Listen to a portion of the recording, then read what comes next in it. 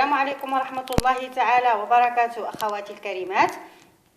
اليوم سوف نحضر وصفة لعلاج القشرة والتخلص منها نهائيا، لأنها من الأشياء التي تزعجنا كثيرا وتضايقنا، ولكن إن شاء الله بفضل هذه الوصفة سينتهي المشكل تماما بإذن الله. ما نحتاجه وهو عصير خيار متوسطة الحجم.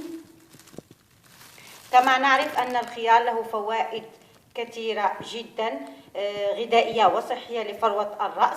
يحتوي على فيتامينات ومعادن التي تقوي الشعر وتحميه من التساقط وتعزز نموه، كما أنه يحافظ على فروة الرأس من الجفاف والحساسية التي تسببها المواد الكيماوية كالصبغات، ويعالج حكة الشعر والتخلص من القشرة، ويعطي لمعان وترطيب قوي للشعر. نحتاج كذلك لعصير ليمون أو حامضة.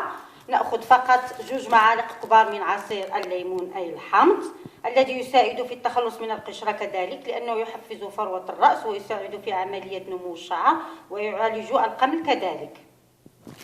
ساشي أو عبوة من شامبوان ضد القشرة،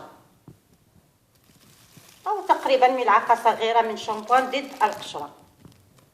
أما الطريقة فنخلط جميع هذه العناصر، أي عصير خيار متوسطة الحجم وساشي أو عبوة شامبوان ضد القشرة و2 معالق كبار من عصير ليمون أي حامضة.